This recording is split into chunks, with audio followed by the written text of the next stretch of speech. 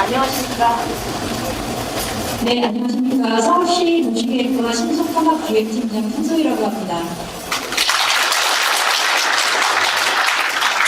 예, 저 오늘 날씨가 꽤 쌀쌀한데 주민분들 이렇게 많이 참석해 주셔서 감사드리고요. 제가 오면서 좀 이렇게 춥다고 느꼈는데 이 안에 들어오니까 되게 뜨거운 것 같아요. 주민분들이 저를 쳐다보시는 시선도 그렇고 또 이 재건축에 대한 열정이 굉장히 크다라는 걸 제가 느끼게 되는데요. 신속통합기획이라는 게 뭔지 오늘 좀 자세하게 설명을 드리도록 하겠습니다. 그동안에 언론을 통해서 많이 이제 신속통합기획 하니까 말씀 많이 들어보셨을 텐데, 그러니까 이야기를 많이 들어보셨을 텐데, 이것의 정체가 뭘까? 그리고 이거를 하면 우리 재건축이 더 빨리 갈 수 있나 정말? 그리고 혹시 너무 과도한 공공성을 요구하는 것은 아닐까? 여러 가지 이제 생각들이 있으실 거고 그것 때문에 쉽게 결정을 못 내리시고 고민하고 계셨을 거예요. 그래서 오늘 제가 한번 쉽게 차근차근 설명드려 볼 테니까 한번 들어보시고 올바른 결정 내려주시면 좋을 것 같습니다. 신속통합기획이라는 것은 원래는 이제 없던 제도는 아니고요. 원래 2019년에 공공기획이라는 이름으로 시작을 하긴 했었습니다. 그때 서울시에서는 도시건축 혁신 방안이라는 걸 발표하면서 그 내용 안에 공공기획이라는 게 있었습니다. 근데 그 공공기획이라는 게 정비계획 수립 전에 공공이 직접 가이드라인을 만드는 거고 다양한 분야의 검토를 통해서 합리적인 정비계획 가이드라인을 제시하는 걸 목표로 하고 있었는데 저희가 이거를 하다 보니까 약간 제도적인 보완이 좀 필요했습니다. 시범 사업들을 했고 사업을 진행하면서 보니까 지금의 이 부동산 시장 상황에서 조금 더 서울시의 지원이 필요한 것이 아닐까 이런 고민들을 좀 하게 됐고요. 그동안에 과거에 추진했던 공공기획이라는 것은 도시계획 기준에 대해서 사실 좀 엄격하게 적용을 할 수밖에 없었습니다. 굉장히 좀 공공성이 강화됐었던 시기였기도 했었고요. 그리고 저희 서울시에서는 서울시 전역에 대한 기준, 서울시 전역에 대한 재건축과 재개발을 관리하고 있기 때문에 어느 지역은 되고 어느 지역은 안 되고 이런 기준들이 아니라 서울시 전역에 동일한 기준을 적용해야 된다는 약간의 그 강박 이런 게 살짝 있었던 거죠. 그러다 보니까 개별 사업지가 서로 다른 특성을 가지고 있었음에도 불구하고 그 지역에 맞는 도시의 기준을 적용을 해야 되는 데 있어서 약간의 두려움이 있었던 것 같습니다. 그동안에. 저희가 이번에 공공기획이라는 것을 신속통합기획으로 이름을 바꾸면서 저희의 정책 기지를 좀 더 선명하게 보여드리려고 하는 건데요. 그동안에 저희 서울시에서 적용됐었던 도시계획 규제가 좀 엄격하고 경직되게 운영됐었다면 신속통합기획은 지역의 특성에 맞춰서 계획 기준을 조금 더 유연하고 그 지역 특성에 맞게 운영하겠다라는 내용이 하나가 있고 두 번째 다른 점은 절차에 대한 부분이었습니다. 예전의 공공기획은 사업 추진 절차를 굉장히 빠르게 하기 위해서 노력을 하기는 했었는데 실제로 법적으로 정해진 절차 자체를 제도 개선을 이루지는 못했습니다. 그래서 그동안의 공공기획은 원래 법적으로 정해진 절차는 그대로 다 가면서 이제 공공에서 가이드라인을 미리 줘서 빨리 가려고 노력하는 약간 그런 차원이었다면 신속통합기획은 아예 절차 자체를 뜯어고치자라고 하는 겁니다. 그래서 저희 신속통합기획이 도입이 되면서 사업 진행 과정에 있어서 굉장히 오랜 기간이 걸리는 절차들이 뭐가 있을까 그것들을 하나씩 개선을 해보자라는 것을 제도 개선 사항을 반영하고 있어서 굉장히 이제 절차적으로도 간소화됐다라는 차이점이 있습니다. 세 번째는 주민 제한 부분에 대한 검토인데요. 아마 많이 이제 어려움을 느끼셨겠지만 그동안의 주민 제한 정비 계획을 서울시에 이제 제출을 하시면 그것들을 검토하는 과정에서 아마 많이 느끼셨을 거예요. 서울시에서 이거는 안 되고, 이거는 안 되고, 이거는 안 되고, 이건 이렇게 조정해 주세요. 라고 이제 의견이 훨씬 나가는데 주민분들 입장에서는 전문가가 아니기 때문에 굉장히 어려움을 겪으시는 거예요. 이걸 그러면 어떻게 조정해야 서울시에서 말하는 거를 우리가 반영을 하는 거지? 이거에 대한 전문성이 좀 부족하시기 때문에 좀 더 구체적으로 조정할 수 있는 대안들을 서울시에서 직접 내보내겠다. 이게 이제 신속통합기획의 세 번째 다른 점입니다.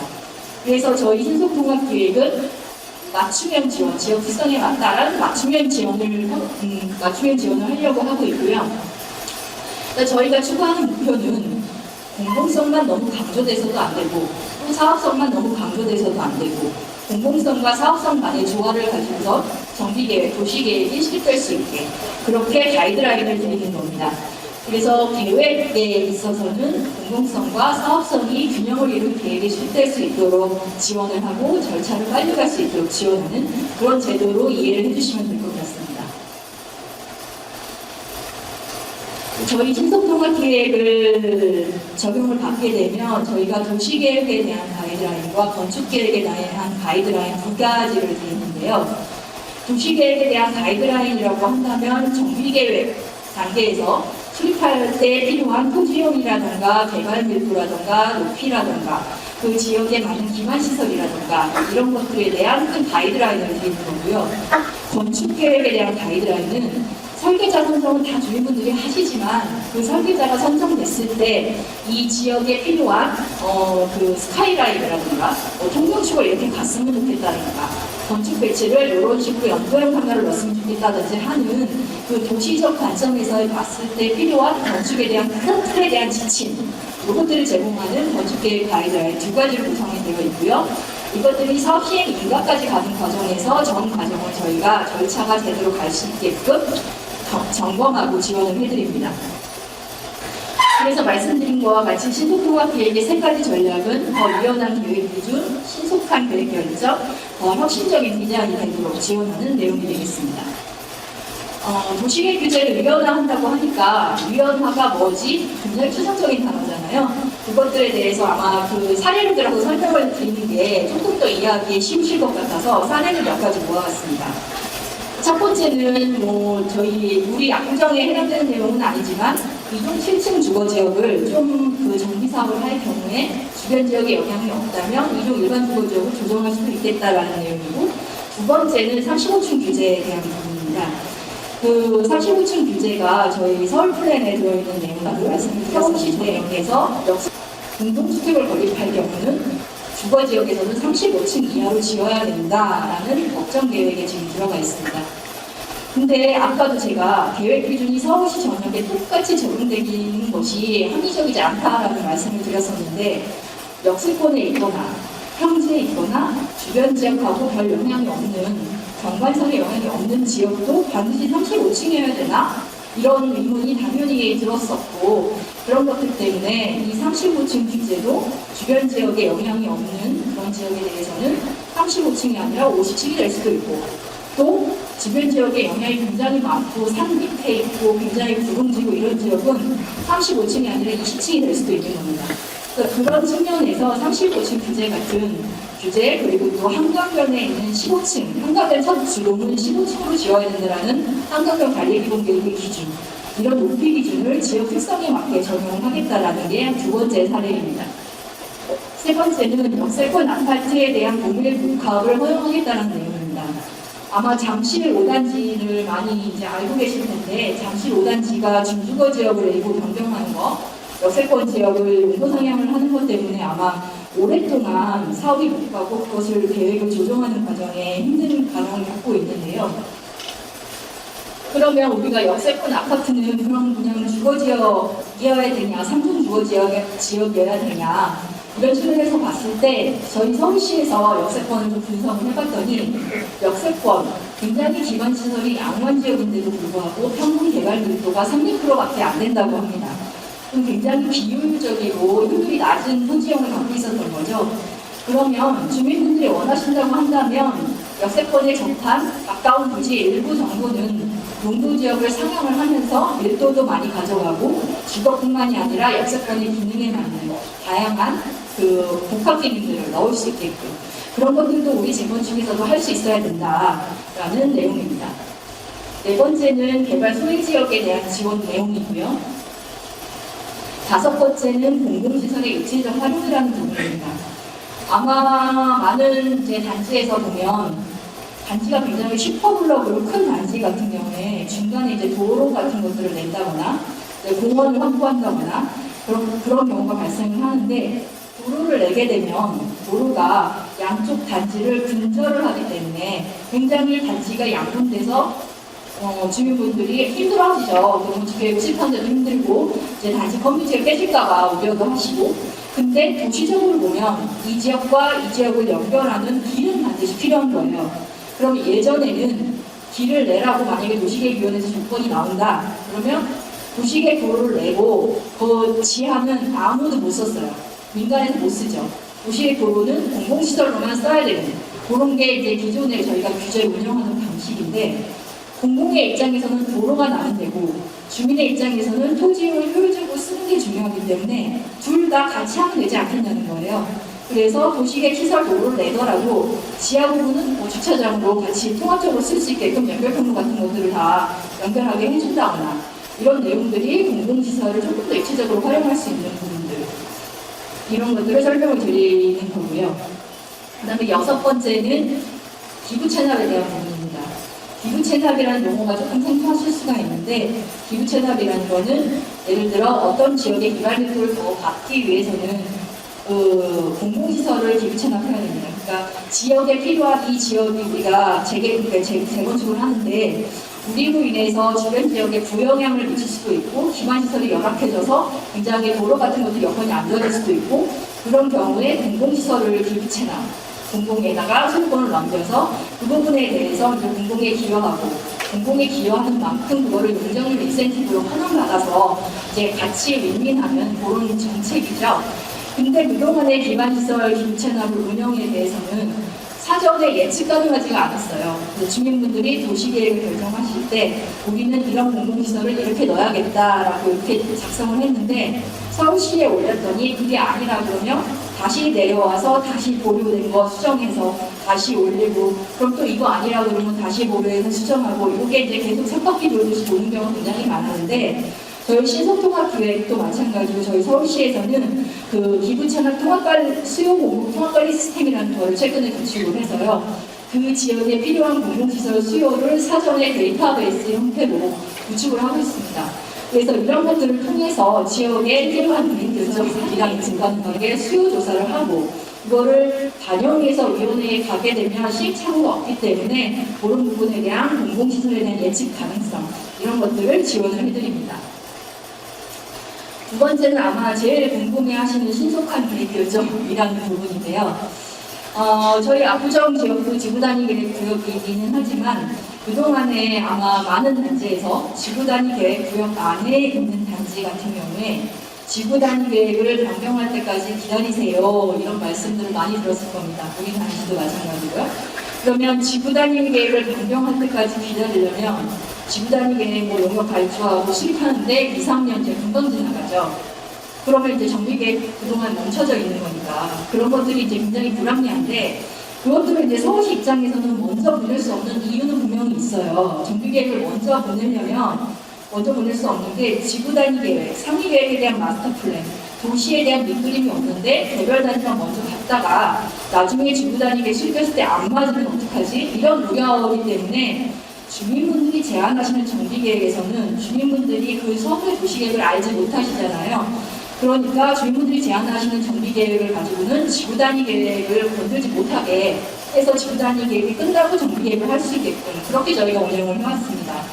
근데 신속통합계획을 하게 되면 저희 서울시에서 계획 가이드라인을 드리는 거잖아요. 그렇기 때문에 지구단위 계획 수립이 완료되지 않더라도 지구단위 계획 수립 중에도 지구단위 계획 내용을 서로 봐가면서 맞출 수가 있는 거죠. 그래서 지구단위 계획 수립하는 부서와 정비계획을 수립하는 부서가 함께 모여서 여기는 이렇게 만들자, 이건 이렇게 하자 같이 논의할 수 있는 구조가 되기 때문에 지구단위 계획과 정비계획이 동시에 수립함으로 인해서 조금 더 절차가 빨라진다라는 게 첫 번째입니다.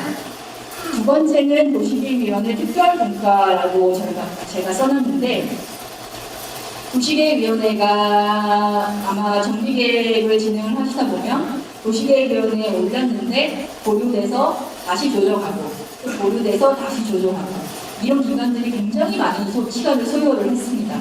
근데 저희 신속통합기획에서는 정비계획이 다 끝난 다음에 장을 받는 게 아니라 계획을 수립하는 초기 단계, 저희가 가이드라인을 만드는 초기 단계부터 관련위원회 위원분들의 사전장을 받거든요. 보통 한 개 사업이 진행하는데 5, 6번 이상의 자문을 받습니다. 그 자문 과정에서 하나의 쟁점이 생길 때마다 위원분들이 사전에 검토해서 그것들을 조정을 해주시기 때문에 나중에 도시계획위원회에 올라갔다가 보류되는 게 아니라 사전에 다 조정을 하고 도시계획위원회에 올리기 때문에 한 번에 제대로 갈 수 있게끔 저희가 지원을 하는 거죠. 근데 저희가 도시계획위원회는 총 30명으로 구성이 되어 있습니다. 저희 신속통합계획은 사전에 미리 다 보고 많은 내용들을 공감대를 형성하고 전문가분들이나 위원분들이 공감대를 형성하고 가는데 30명이 있는 위원회에 과연 올리는 것이 효율적인 것이냐 이제 이런 의문이 있었고요. 그리고 30명의 도시계획 위원분들이 계신 이유가 사실은 정비계획은 도시계획이고 도시계획은 도시 건축만 있는 게 아니라 환경도 있고 교통도 있고 역사, 문화, 또 그 지역 사회에 미치는 영향 같은 것들, 또 언론에 대한 부분들, 뭐 정치에 대한 부분들 다양한 부분들이 얽혀져 있는 게 이 도시계획이라는 정비계획인데요. 그러다 보니 이 정비계획을 제대로 보기 위해서는 도시계획위원회에 다양한 분야의 전문가분들이 들어가 계십니다. 그 다양한 분야의 전문가분들은 당연히 자기 분야에 대한 부분들에 대해 관점에서 이야기를 하기 때문에 의견이 서로 다를 수밖에 없어요. 약간씩은. 그러면 도시계획위원회를 하면서 그 30명의 의견을 서로 맞추고 조정하는 과정을 통해서 정비계획이 결정되는 겁니다. 그런데 저희가 도시계획위원회 30명 사전에 다 리스크 관리를 하고 사전에 다 미리 봤는데 30명이 있는 위원회에 올려서 또 의견 충돌을 나는 것을 조절해가면서 하는 것들이 좀 비효율적이기 때문에 저희 서울시에서는 지금의 엄중한 부동산 시장에 대한 문제, 주택 공급의 필요성 이런 것들 때문에 어떻게 하면 빨리 사업이 갈 수 있게끔 할까 고민하다가 수법문과를 만들기로 했습니다. 수법문과라는 것은 도시계획위원회의 소위원회인데 도시계획위원회의 권한을 내려받은 소위원회를 의미합니다. 그래서 저희 신도통합계획을 통하게 되면 30명이 있는 도시계획위원회로 바로 가는 것이 아니라 7명에서 9명으로 구성된 소위원회에서 그 계획을 결정하게 됩니다. 당연히 의견 충돌도 적어질 거고요. 사전에 미리 본 계획안이기 때문에 굉장히 수월하게 위원회가 효율적으로 진행이 될 수가 있습니다. 이것들에 대해서 굉장히 중요한 그 건축, 교통, 환경, 통합시인데요. 아마 이제 정비 사업을 해보신 분들이라면 아시겠지만 우리가 그 언론에서 외국에 얘기하는 것들 보면 도시계획, 정비계획 결정 이것들에 대해서 굉장히 많이 이야기를 하고 있기 때문에 도시계획이 결정되는 건 굉장히 도시계획이 결정되면 정비 사업이 다 된 것처럼 이렇게 생각하실 수도 있는데 도시계획 끝났다고 끝나는 게 아니라 그 다음에 건축 심의도 해야 되고 교통영향 평가도 받아야 되고 환경영향 평가도 받아야 되고 재해영향 평가도 받아야 되고 그 도시계획 결정 이후에 사업시행 인가 단계의 각종 영향평가위원회가 많은 회는 8, 9개까지 운영되기도 합니다. 그러면 이 위원회를 진행하는 과정에서 굉장히 시간도 오래 걸릴 뿐더러 그것들이 진행되는 과정에서 앞단의 위원회에서 했던 결정사항들을 다시 검토하게끔 만드는 위원회 의견이 나오기도 해요.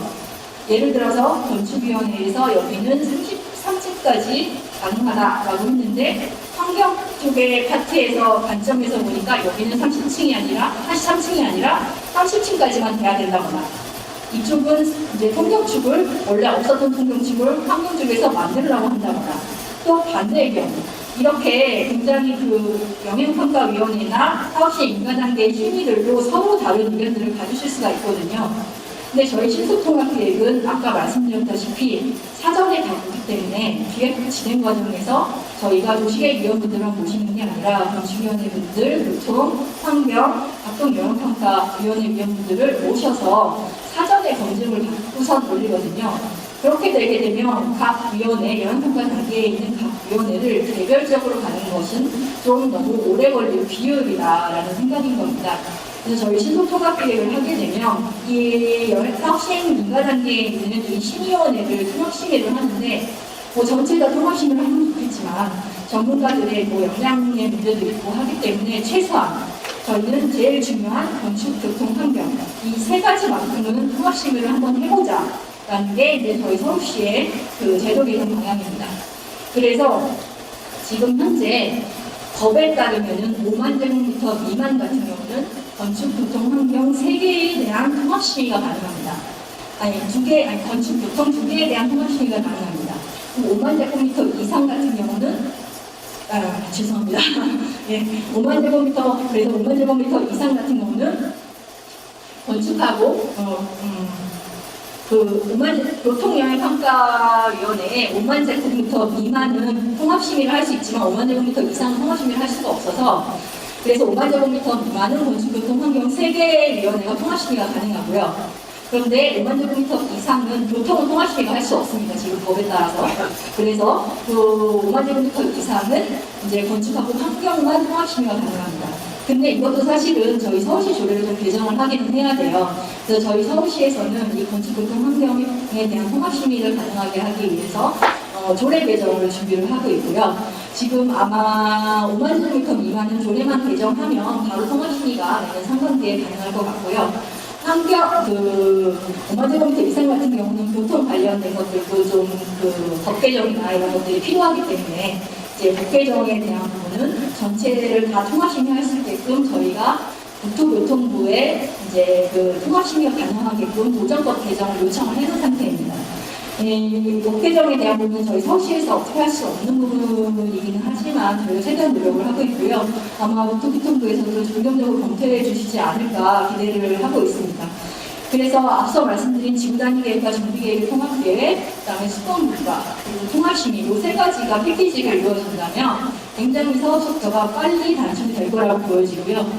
그래서 도시계획 결정 과정에서는 특별분과를 통해서 계획 수립하는 도시계획 결정 과정은 한 2분의 1로 단축이 되고, 도시계획 결정 끝난 다음에 아마 주민분들이 설계자도 선정하시고 조합도 설립하고 이런 기간들이 좀 있지만 우리 압구정구역은 이미 조합도 다 설립되시고 있는 상태이기 때문에 건축 설계만 바로 진행을 하시면 건축 교통 환경이 통합심이 가게 되면 또 그 사업시행 인가 기간도 2분의 1로 단축이 될 거다라고 생각을 하고 있습니다. 세 번째는 디자인에 대한 지원입니다. 아마 여태까지 제가 설명을 드렸더니 그럼 다 좋은 것만 있는데 그럼 서울시에서 원하는 게 있을 거 아니냐, 서울시에서 원하는 공공성이라는 건 과연 뭐냐 라는 궁금증을 가지실 거예요. 저희 서울시에서는 신속통합계획을 한다고 해서 특별하게 임대주택부터 요구 기준에 따라서 기부 체납을 더 어려워한다거나 하지는 않습니다. 기부 체납과 임대주택은 법적 기준에 따라서만 운영이 되게 되고, 임대주택은 법에서 정한 대로 용적률을 더 받고 싶으면 증가요금률의 반을 그렇게 하게끔 그 법적 기준에 따라서 운영을 합니다. 그러면 공공시설을 더 받는 게 아니라면 서울시에서 바라는 공공성은 무엇인가에 대한 질문인데, 저희는 그 아파트 단지의 공공성을 살리기 위해서 계획의 공공성이라는 걸 이야기하고자 합니다. 자, 그 전에 저희 서울시에서는 아파트 단지 조성 기준이라는 것을 통해서 공공성 있는 계획을 유도를 해왔고요. 그 기준들은 저희 도시계획위원회 신속통합계획이 아닌 일반 단지에는 동일하게 적용이 되는 그런 내용들이었습니다. 그 아파트 단지 조성 기준이라는 것을 보면 너무 큰 블럭은 안 된다. 블럭은 잘게 쪼개서 주변 지역하고 연결되는 그런 것들이 좀 필요하다라는 이제 그 블럭을 슈퍼블럭을 지향하는 내용, 또는 뭐 역사 문화 보존에 대한 내용들, 또 지역 맥락을 고려해서 해야 된다거나 이런 부분들이 제 기존의 서울시에서 모든 정비 사업에 적용하고 있는 공공성에 대한 요건입니다. 거기에 더불어서 저희 서울시는 조금 약간 디자인의 감성적인 디자인의 원칙 5가지를 조금 제안을 드리려고 합니다. 첫 번째는 디자인이 좀 감성 디자인이 되어야 되겠다. 두 번째는 우리 압구정처럼 한강변에 위한 단지는 수면 중심으로 좀 공간구조가 개편됐으면 좋겠다. 또 이제 쉼터로서의 제3 영역을 만든다거나, 또 미래 세대를 위한 주거용을 도입하려거나, 또 아파트 간의 경계를 허문다거나 이런 것들은 저희가 공공성 요소로서 계획을 수립하는 과정에서 요구하게 될 겁니다. 이것들은 근데 신속통합기획에만 적용되는 건 아니에요. 미리 말하면 신속통합기획이든 일반 사업이든 이 디자인에 대한 요소, 공공성에 대한 요소는 도시계획위원회에 올라가면 당연히 나오는 얘기고 저희가 전체 사업에 적용을 받습니다만, 신속통합기획을 할 때는 초기 단계부터 전문가들과 같이 이런 부분들이 차질 없이 반영될 수 있도록 노력을 한다는 거고요. 아마 내용들이 너무 추상적이어서 구체적이지 않아서 이게 뭐지 뭐 이러실 수 있는데, 지역 특성에 따라 조금씩 달라집니다. 어떤 지역은 이 5가지 중에서 우리 같은 경우 수면 중심 구조로 도시 문화를 잘 펴나가는 게 굉장히 중요한 테마가, 될수 있겠지만 다른 구역은 또 이제 미래 세대를 위한 주거 이용을 도입하는 뭐 이런 게 더 중요한 테마가 될 수도 있고 지역 특성에 따라서 아마 계획을 수립하는 과정에서 아이템들이 나올 것 같고요. 그런 것들은 전문가들과 같이 논의하는 과정에서 맞춰나갈 예정입니다. 디자인에 대한 부분들이 굉장히 문구들이 추상적이고 철학적인 내용들이 있기 때문에 이런 부분들을 반영하는 데 있어서 저희 서울시에서는 공동주택 설계 전문가들이 같이 지원을 합니다. 저희 서울시에서 공공건축가 제도를 운영을 하고 있고요. 훌륭하신 건축가분들이 참여를 하고 계십니다. 저희 신속통합 계획을 하시게 되면 그런 공공건축가 분께서 참여하셔서 이런 것들을 구현하는 방법에 대해서 다양한 고민과 아이디어를 주실 거고 그것들을 만들어서 이제 주민분들한테 보여드리고 맞춰나갈 예정입니다. 이제 사업 대상 및 절차인데요. 일단 재건축 같은 경우에는 저희가 신청하는 데 대해서 허들을 두고 있지는 않습니다. 재개발 같은 경우는 주거정비주제가 폐지되면서 30% 이상의 주민 동의를 얻어야 재개발 사업을 시작할 수 있고 그러면 재개발 사업은 신속통합 기획으로 한다라는 그 기준이라는 게 있지만 재건축 사업은 이미 정비 계획을 하기로 결정된 단지이기 때문에 재건축 사업 같은 경우는 주민분들이 원하시면 신속통합 계획을 원칙적으로 하는 걸 원칙으로 하고 있습니다.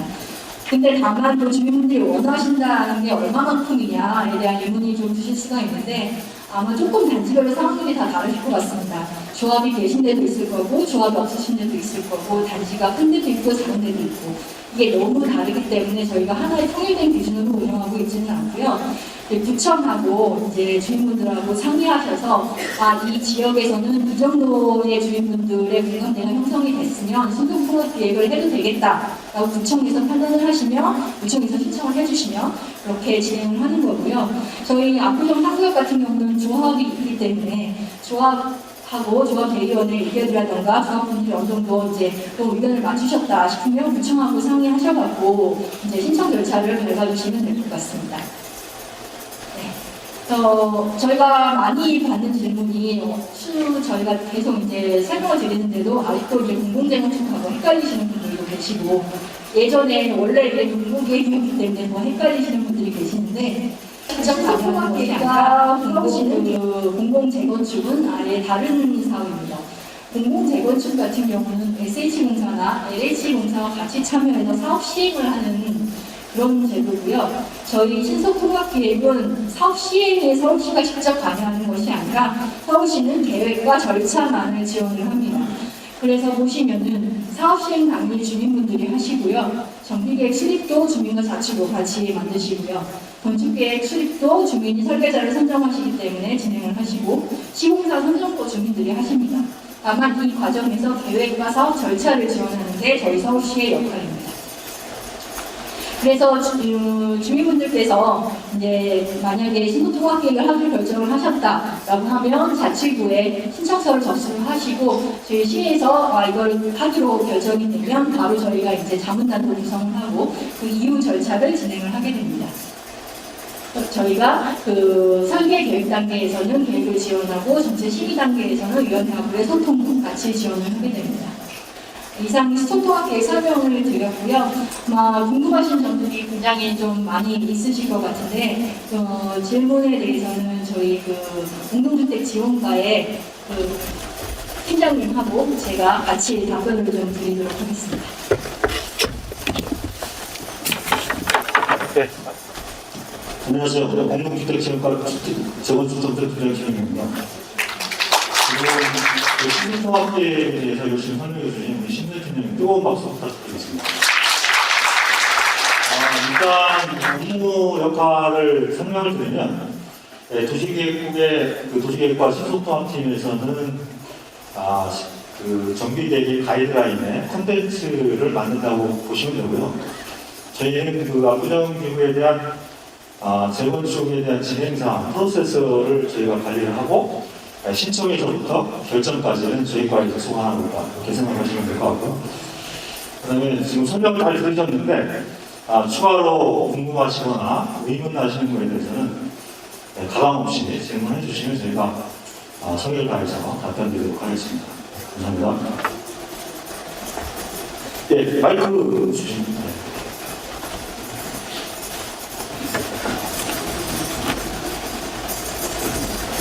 예, 여기 오래 살았던 주민입니다. 서울시가 저렇게 하겠다면 그냥 하는 겁니까? 아니면 중앙부처에서 개입해서 못하게 할 수 있는 것입니까? 제가 답변드리면 신속통합계획을 서울시에서 결정한 거기 때문에 이게 법에 근거하거나 뭐 이런 사항이 아니고 서울시장의 권한 내에서 하는 사항이고, 다만 아까 이제 신속통합계획에 통합심의 부분이 있습니다. 통합심의 부분, 건축, 환경, 교통, 그다음에 경영평가 이런 부분은 저희가 국토교통부의 법령 사항이기 때문에 법령 개정이 필요한 것들은 중앙부처랑 충분히 협의를 해서 아까 우리 신우리 팀장이 잘 설명을 해드렸는데 저희가 건의를 했고 중앙국토부에서도 그 통합심의에 대해서는 긍정적으로 협의를 해서 아마 늦어도 올 12월에는 법령 개정에 대해서 공감을 했고, 지금 현재 그 통합심의 절차가 도정법에 들어와 있는 거는 아까 공공재건축하고 공공재개발 그런 부분이 있죠. 그거는 그 통합심의가 법령에 근거를 마련했거든요. 그래서 저희 신속통합계획도 거기에 근거해서 법령을 개정하기로 국토부랑 충분히 협의했다는 말씀 드리겠습니다.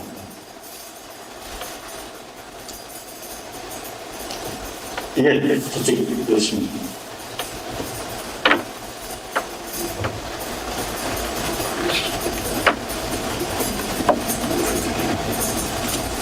네, 말씀 잘 들었고요. 지금 이제 제가 궁금한 거는 신속도는 장점만 있더라고요. 뭐 이거 받아할 사람 아무도 없겠죠. 근데 이게 과연 정권이 바뀐다면, 물론 오세훈 씨가 되기를 다 바라지만은 사실 만약에 바뀐다면 다시 또 오세훈 씨로 갈 수 있지 않냐는 우려가 있고, 한 가지 질문입니다. 두 번째는 우리가 지구 단위 계획을 수년째 계속 냈는데 시에서는 한 번도 답변이 하나도 없습니다. 그러면은 이게 만약에 안 됐을 때 지구 단위는 어떻게 그냥 사장이 되는 건지, 아니면 이건 별도로 우리가 영역에 계속 지구 단위를 내는데 하나도 없다는 거는 이걸 하기 위해서 전부 다 형성이 육사시킨 건지, 여기에 대해서 답변을 좀 듣고 싶습니다. 네, 이 부분에 대해서는 제가 설명드리는 게 좋을 것 같고요. 좋으신 말씀인데, 일단 그 정책이라는 것은 기본적으로 행정은 연속성이 있습니다. 아까 저희가 신속통합계획도 오세훈 시장이 들어와서 명칭은 아까 우리 신 팀장이 설명한 것 같이 이게 하늘에서 바로 떨어진 건 아니고, 저희가 2년 전 19년도부터 공공계획이라는 것을 진행해서 그걸 개선한 거거든요. 정책은 뭐 시장님이 뭐 바뀔지 안 바뀔지 저희도 잘 모르겠지만, 그 정책이라는 것은 연속성이 있어서 어느 시장에 오더라도 단성이 있기 때문에 그게 하루아침에 바로 없어지진 않는다는 것은 이해하시면 될 것 같고요. 그다음에 지구단위 계획이라는 것은 저희가 여기 그 압구정지구 같은 경우는 72년부터 진행된 아파트 지구라는 용도지구거든요. 거기에 개발기본 계획에 따라서 있는 건데, 저희가 이제 도정법이 개정되고 그다음 주택법이 개정되면서 아파트 지구가 이제 법령에서 국토법이 개정되면서 삭제가 됐습니다. 그래서 그거를 현 법제계에 맞게끔 현행화를 하면서 지구 단위 계획을 전환해서 관리한다는 큰 틀의 그 도시 관리 계획의 전환인 거고요. 그 범위 내에서 정비 사업을 진행하는 건데, 아까 신 팀장이 얘기한 대로 신속통합 계획은 그 지구 단위와 정비 계획을 동시에 병행해서 추진 가능하다, 이렇게 이해하시면 될 것 같고, 그게 지구 단위 계획은 없어지는 건 아니고 저희가 아파트 지구를 폐지해야 되기 때문에 지구 단위 계획은 그거와 병행해서 지구 전체에 대한 지구 단위 계획은 조만간 저희가 발표를 하게 될 겁니다. 다른 의견은? 예. 맞습니다.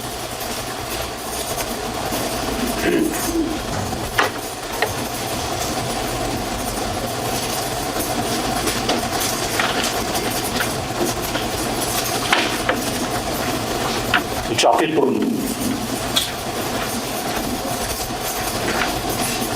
말씀 잘 들었습니다. 38페이지 제가 자료받은 거 38페이지 보면은 서울시 역할에 대해서 신속통합계획과 그리고 풍요정비 사업계획에 사업 절차 관리라는 것이 있습니다. 그러면 신속통합계획에서 계획 가이드 제공과 사업 절차 관리는 구체적인 내용이 무엇인지 좀 알고 싶고요. 그 내용이 신속통합 기획과 공공항로정비 사업 어떻게 차별화 되는 것인지 그거에 대한 설명을 부탁드리겠습니다. 이상입니다. 네. 계획 가이드를 제공하는 부분은 공공재건축에서는 서울시에서 계획 가이드라인을 직접적으로 제공하지는 않습니다. 다만 이제 공공재건축을 진행하는 데 있어서 여러 가지 이제 자문단의 지원이라든가 이런 것들은 동일하게 갈 거고 이제 공공재건축 허가심의가 법에서 규정되었기 때문에 빨리 가는 것은 똑같은데 이제 다만 이제 저희는 계획 가이드랑 사업 절차 관리에 있어서 조금 이제 차이점이 있다라고 한다면 저희 신속통합계획을 실입하는 과정에서 사전에 관련된 위원분들이 도시계 위원분들뿐만 아니라 다양한 분야 위원분들이 참여하신다고 했잖아요. 그러면은 저희가 절차를 진행하시는 데 있어서 도시계획심의, 통합심의, 건축심의, 환경평가심의 이런 것을 갈 때 당초에 초기에 기획했었던 내용 그것들이 제대로 유지가 되게끔 그 사업 절차에 있어서 계속 이제 모니터링을 하고 계속 그것들을 챙겨보겠다라는 의미입니다. 그럼 뭐 담당자 바뀌면 많이들 겪으셨겠지만 공무원들 담당자 바뀌면 또 처음부터 다시 뭐 이런 뭐 겪은 경우 가끔 있으셨을 텐데 저희 신속통합기획 저희 팀은 뭐 저를 비롯해서 다 이제 일반직 공무원들이 아니고요. 민간에서 10년 이상 그 전문적으로 일을 하시던 분들을 새로 이 신속통합기획을 위해서 채용한 전문가들입니다. 그래서 저는 지금 도시계획과에 민간에서 있다가 들어와서 도시계획과에 한 14년 정도 있었고요. 같은 자리에서 있거든요. 그러니까 제가 이거를 여러분들이 사업 끝날 때까지 아마 한 10년 정도, 최소한 사업 끝나고 중국 다 하실 때까지 아마 지켜볼 것 같은데 아마 10년 정도는 제가 이 자리에 있을 것 같으니까 제 나이를 생각하면 너무 걱정하지 마시고 이런 사업 절차 부분도 제가 끝까지 제대로 갈 수 있게끔 챙겨드리겠습니다.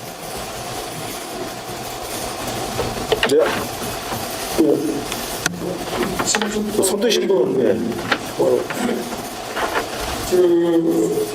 기업으로서 신성통합기획의 좀 장점들을 좀 말씀하셨는데 단점이 뭔지 다시 말해서 신성통합기획을 원하는 재건축 단지들은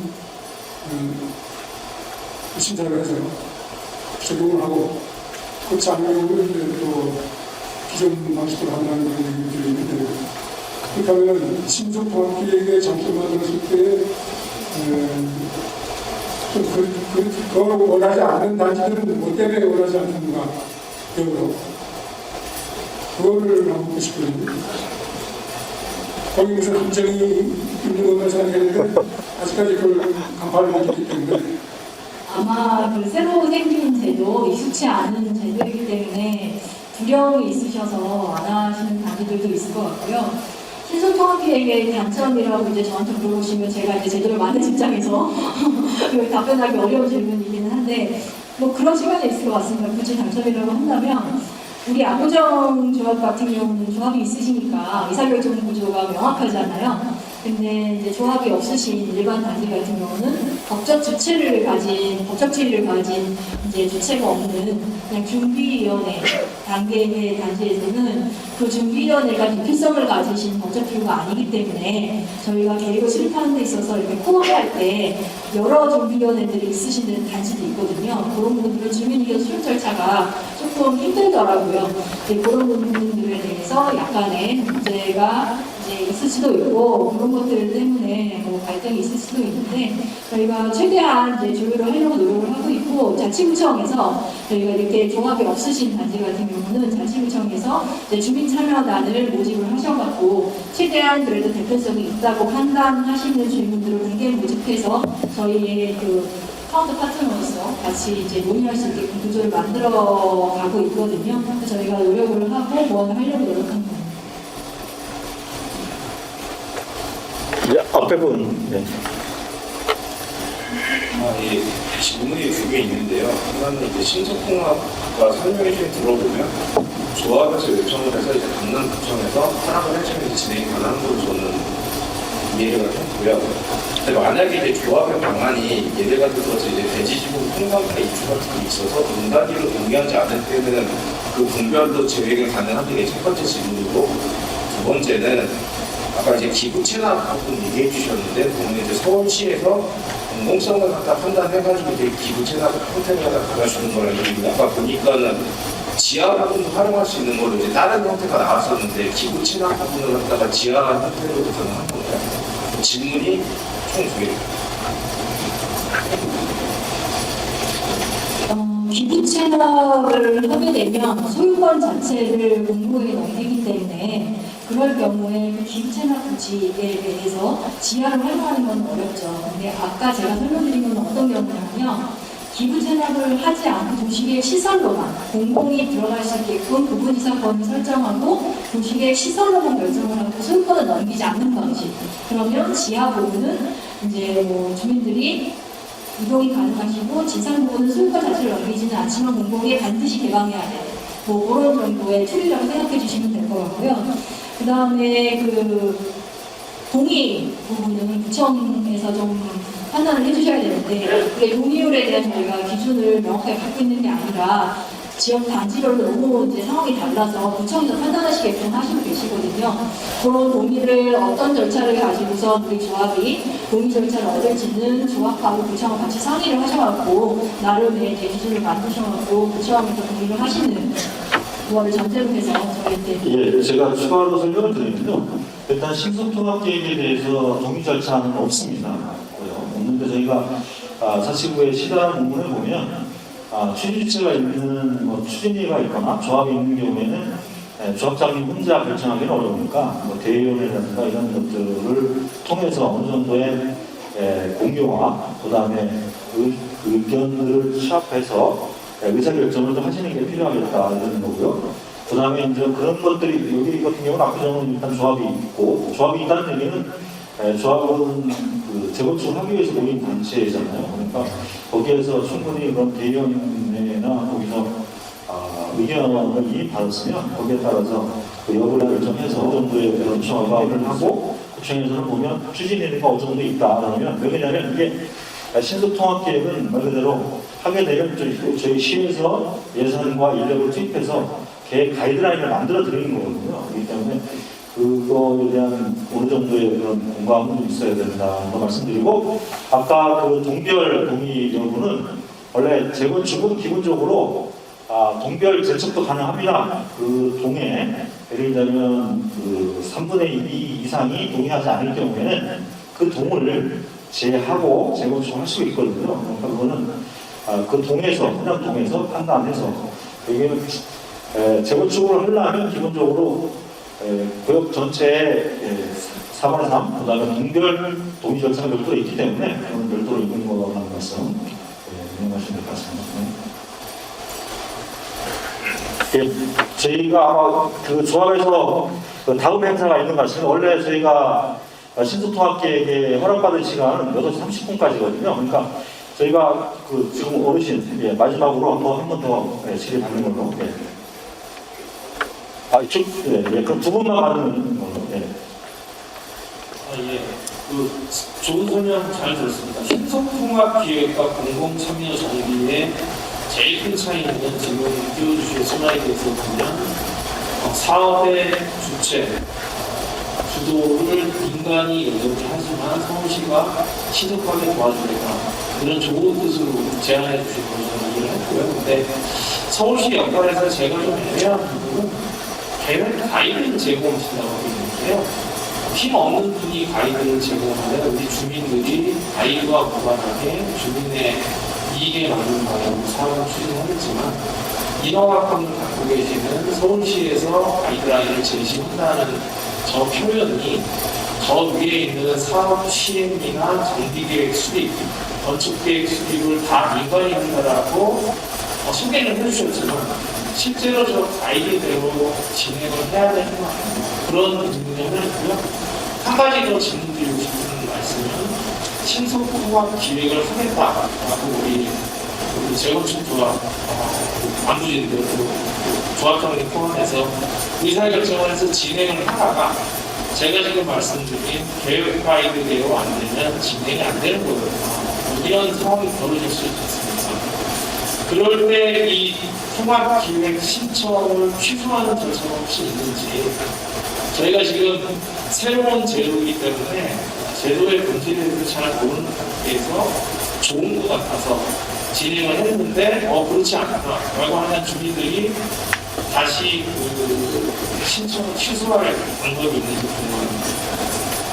네, 신속통합기획은 사실은 법정 절차는 아니고 저희가 지원해드리는 제도이기 때문에 저희가 계획 가이드라인을 제공했는데 이거는 정말 도저히 못 받아들이겠다, 이거대로는 못하겠다라고 하시면 그걸 따르지 않고 경전의 계획대로 위반을 하시면 됩니다. 그건 상관이 없는데 다만 그 문제는 있습니다. 저희가 신속통합계획을 수립하는 과정에서 도시계획위원회 위원분들, 거주위원회 위원분들, 각종 영향평가 위원분들이 같이 참여해서 의견을 주신다고 했잖아요. 본인들이 의견을 주어서 조정한 계획안을 따르지 않고 원래 계획안을 고집하시는 거가 되는 거기 때문에 약간 도시계획위원회에 올라갔을 때 리스크는 분명히 있을 수 있습니다. 근데 저희는 어떻게 생각하냐 하면 원래 30명이 있는 도시계획위원회에 가서 나올 말들을 미리 들었다는 생각을 하고 있거든요. 그래서 어차피 저희 신속통합기획 만드는 과정에서 자문단분들이 해주시는 공공성에 대한 요소들은 본 회의에 올라가도 어차피 나올 이야기들이거든요. 이거를 사전에 검토하느냐, 나중에 본회의에 가서 검토하느냐의 차이이기 때문에 본회의에 가서 검토하는 것도 주민분들이 끝까지 받아들이시지 않으면 사업 목표로 계속 지연이 되잖아요. 그런 거랑 같은 원리를 이해를 해주시면 될 것 같습니다. 네, 추가로 제가 덧붙이면 이 가이드를 저희가 같이 서울시에서 만들 때 주민 대표분들이 당연히 참여하게 되고요. 그다음에 가이드가 말을 왜 가이드라고 하냐면 가이드 가지신 걸 다시 정비계획을 입안하셔서 입안 절차 맞춰서 다시 시에 결정을 요청을 하게 되는데 그래서 가이드라는 표현을 썼고요. 그 가이드가 완성됐을 때는 다시 이런 설명의 절차를 저희가 1회나 2회 정도로 가지려고 합니다. 그래서 왜 그러냐면 아무리 좋은 계획을 마련했어도 주민분들이 동의하지 않으면 그 계획은 사장되는 거기 때문에 당연히 저희가 주민 설명을 다시 할 거고 어느 정도의 그런 공감을 얻은 다음에 추진하게 되고 그게 결론적으로 아까 심팀장이 얘기한 대로 주민분들이 그래도 마음에 안 든다 그럼 안 하시면 됩니다. 네, 안 하시면 되는 거니까 그렇게 이해하시면 될 것 같습니다. 마지막으로 한 번만 오늘 오세훈 시장이 나오셔서 좀 대화가 했으면 좋았을 거를 질문 사실 그 질문은 상당히 아쉽게 생각합니다.